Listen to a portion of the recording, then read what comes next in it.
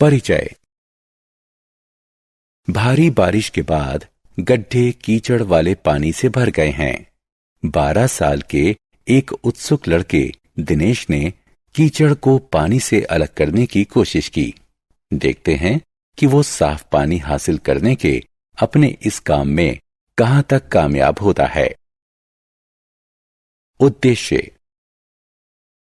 इस पाठ के अंत में आप निम्न करने में सक्षम हो जाएंगे: सेडिमेंटेशन यानी अवसादन और डिकेंटेशन यानी निथारने की तकनीक के बारे में बताना, फिल्ट्रेशन यानी छानने की तकनीक के बारे में बताना, वाष्पीकरण और संघनन की तकनीक के बारे में बताना, पानी के घोलने के गुण को समझना, सैचुरेटेड यानी संतृप्त और अनसैचुरेटेड यानी असंतृप्त घोलों के बीच अंतर करना।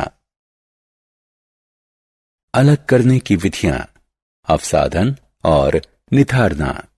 दिनेश ने एक बीकर को कीचड़ वाले पानी से भर दिया और कुछ समय तक इसे बिल्कुल नहीं छेड़ा। कुछ समय के बाद वो बीकर को देखकर हैरान रह गया। वो क्यों आश्चर्यचकित हुआ? आइए इसका कारण जानें।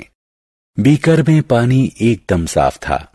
मिट्टी क्योंकि भारी होती है, इसलिए वह बीकर की तली में बैठ गई, जबकि पानी उसके ऊपर मौजूद था। बीकर की तली में मिट्टी के जमने की इस प्रक्रिया को अवसादन कहा जाता है, और जो मिट्टी नीचे जमा हुई उसे अवसाद या तलछट कहते हैं। दिनेश ने इस मिश्रण में से पानी को अलग करने के लिए साफ पानी को बिना अवसाद को हिलाए दूसरे बीकर में डाल लिया। अवसाद को तरल से अलग करने की इस प्रक्रिया को निथारना कहते हैं। इसी तरह अलग करने की कुछ अन्य विधियां भी होती हैं। आइए इस पाठ में उनके बारे में पता लगाएं। अलग करने के तरीके। छानना। बच्चों, चाय बनाने के बाद हम इस मिश्रण को एक छलनी में डालते हैं। चाय छलनी के छेदों से गुजर जाती है और चाय की पत्तियां छलनी में रह जाती हैं। अलग करने की इस प्रक्रिया को फिल्ट्रेशन या छानना कहते हैं। लेकिन छानने की यह प्रक्रिया किसी तरल में घुल चुकी ठोस चीजों को अलग नहीं कर सकती। कभी कभी किसी ठोस चीज के महीन कण उस छलनी से भी पार निकल जाते हैं, जिसका इस्तेमाल छानने के लिए किया जाता है। ऐसी स्थिति में फिल्टर पेपर का प्रयोग किया जाता है। फिल्टर पेपर एक ऐसा खास तरह का कागज होता है जिसमें छोटे छोटे लाखों छिद्र होते हैं। तरल तो इन छिद्रों में से निकल जाता है, लेकिन ठोस कण फिल्टर पेपर पर ही रह जाते हैं। फिल्टर पेपर में से जो तरल गुजर जाता है उसे फिल्ट्रेट या छना हुआ तरल कहते हैं। जो ठोस कण फिल्टर पेपर पर ही बचे रह जाते हैं उन्हें रेजिड्यू या अवशेष कहते हैं। ऐसे मिश्रणों को अलग करना जिनमें 2 से ज्यादा चीजें हों। आइए अब एक प्रयोग करते हैं। अगर आपको पानी, रेत और नमक वाला मिश्रण दिया जाए तो आप इन तीनों चीजों को अलग अलग कैसे करेंगे? आप रेत को अलग करने के लिए इस मिश्रण को कुछ देर के लिए बिल्कुल नहीं छेड़ेंगे। रेत क्योंकि भारी होता है और पानी में घुलता नहीं है, इसलिए वह बर्तन की तली में बैठ जाता है। फिर इस मिश्रण को रेत अलग करने के लिए निथारा जाता है। नमक क्योंकि घुलनशील होता है, इसलिए वह पानी में पूरी तरह घुल जाता है। ऐसा वाष्पीकरण और संघनन के जरिए किया जाता है। आइए देखें कि इन 2 शब्दों से हमारा क्या तात्पर्य है।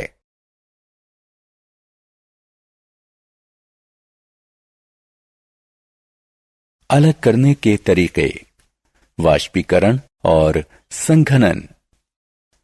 जिस प्रक्रिया में पानी को गर्म करके भाप कणों में बदला जाता है उसे वाष्पीकरण कहते हैं। जिस प्रक्रिया में भाप के कणों को पानी में बदला जाता है उसे संघनन कहते हैं। जब हमें पानी में घुले हुए नमक के मिश्रण को अलग अलग करना होता है तो हम इस घोल को एक केतली में डालकर उसे ढक्कन से ढक देते हैं। पानी गर्म होकर कणों में बदल जाता है जो केतली के मुंह से निकलने लगते हैं। इस पानी को तब तक गर्म करते रहिए जब तक सारा पानी कणों में परिवर्तित नहीं हो जाता। अब केतली में सिर्फ नमक ही बचा रहेगा। तो इस प्रकार इस प्रक्रिया के जरिए पानी में घुले हुए नमक को पानी से अलग किया जा सकता है। पानी को ऊष्मा के जरिए कणों में बदलने की इस प्रक्रिया को वाष्पीकरण कहते हैं। पानी प्राप्त करने के लिए नमकीन पानी को गर्म करने के दौरान बर्फ वाली एक तश्तरी को केतली के मुंह के ठीक ऊपर पकड़िए।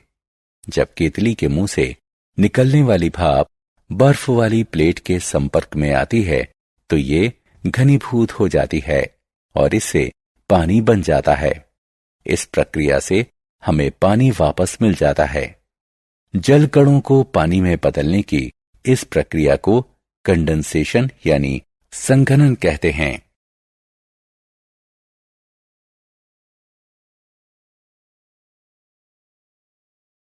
पानी के घुलने वाले गुण। पानी एक ऐसी चीज है जिसमें बहुत सारी चीजें घुल जाती हैं, लेकिन कुछ चीजें ऐसी भी हैं जो पानी में नहीं घुलती। आप रेत, दूध, नींबू का रस और मोम इकट्ठा कीजिए, थोड़ी चीनी और नमक भी लीजिए। इन चीजों को अलग अलग पानी में घोलने की कोशिश कीजिए। आपको क्या पता चलता है? उसकी एक तालिका बनाइए। आप जो तालिका बनाते हैं उसकी तुलना स्क्रीन पर दिखाई गई तालिका से करिए। संतृप्त और असंतृप्त घोल। चलिए अब एक और प्रयोग करते हैं। एक बीकर लीजिए और उसमें थोड़ा सा नमक घोलिए। इस घोल में और नमक मिलाते जाइए। जब तक पानी में नमक घुलता जाएगा यह घोल असंतृप्त घोल कहलाएगा। लेकिन जल्दी ही एक ऐसी स्थिति आएगी जब आप इस घोल में और अधिक नमक नहीं घोल पाएंगे।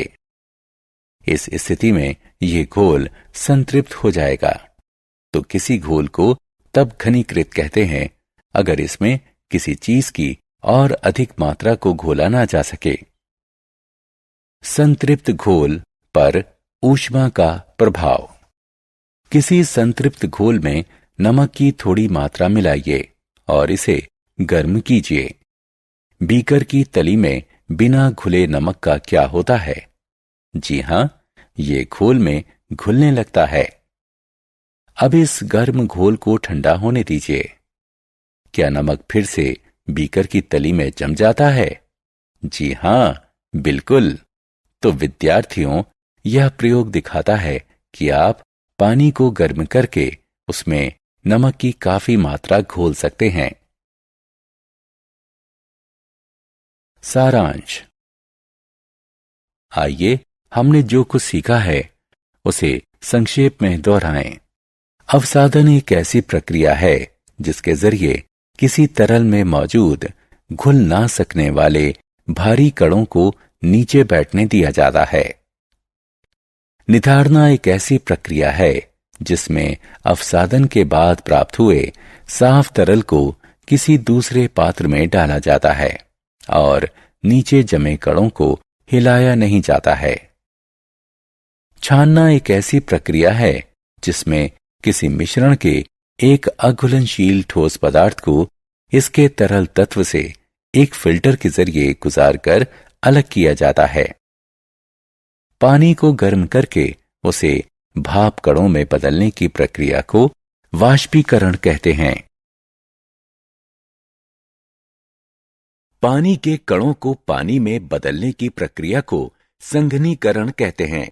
जिस घोल में किसी चीज की ज्यादा मात्रा को घोला जा सकता हो उसे असंतृप्त घोल कहा जाता है, जबकि जिस घोल में ऐसा नहीं किया जा सकता उसे संतृप्त कहा जाता है।